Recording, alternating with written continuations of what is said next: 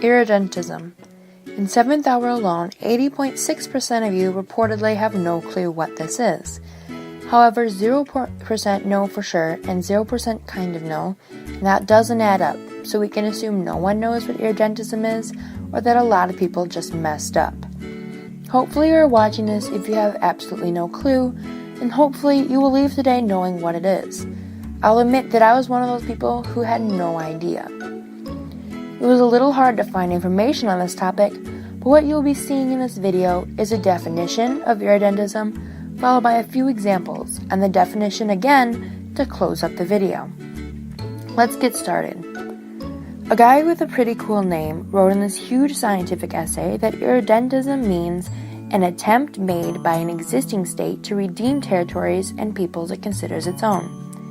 He mentions in a different definition somewhere else in the essay that those territories are usually some cultural land that is really important to the major religion in a country, like Jerusalem, and that the peoples are usually an ethnicity that technically should be living in that country, but is living in another for some reason. To translate to English, Irredentism is when one country sees people of the same ethnic group or cultural landmark somewhere that is not in their country and says, "Hey, you really should be in here." So the country tries to claim that part of the land, which sometimes involves claiming another country entirely. For example, Ukraine thinks they are historical and ethnic Russians and are fighting to join Russia. Just imagine Ukraine being the new girl at school, Yuki. Now Yuki wants to join the popular clique, Russia, at the lunch table, and she has everything they have. She's rich, she is quirky, she has a big house, she has tons of clothes, whatever, it doesn't matter. But the popular kids do not like her for some reason, and Yuki really wants to be a part of their group, so she fights to join them because people apparently do that. Now, it is beyond me why Russia will not let Ukraine be a part of it, but that is an example of Irredentism. Ukraine has the Russians and wants to be a part of Russia. And to connect back to what I said before, Russia is the country that should technically be saying, "Hey, live here," and claiming Ukraine, and in turn getting those Russians. But in this case, Ukraine wants to be a part of Russia, so it's like Ukraine is claiming, "Hey, I live there," and claiming that it's Russia.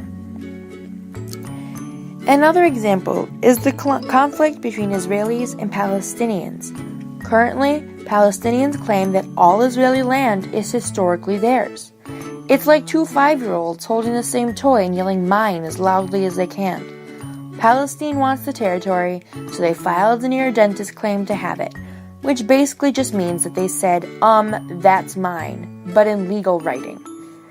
To connect back, Israel has a cultural land that's really important to Palestine, and Palestine says, "Yo, gimme, it's mine," and wants it back. My final example is from around 1875 and is between Italy and Austria. Austria had these 3 territories, Trento, Trieste, and Istria. Italy wanted those 3 territories because they mostly consisted of Italians, and Italians should logically live in Italy. It seriously makes sense, yet Austria did not want to give Italy those territories, which of course resulted in conflict. Connecting back, the Austrian territories contained a lot of Italians, so Italy says they basically already live here and wants those territories. But Austria says no, they're definitely mine, go away, and is super stubborn about it. Crazy enough, Irredentism is actually a thing because of this conflict between Austria and Italy, and the English word originates from the Italian. Once again, remember that Irredentism is when a country wants to reclaim land that it believes should be its territory due to the population of the land or the cultural landmarks within it. That's all I have to say, so good luck on the tests.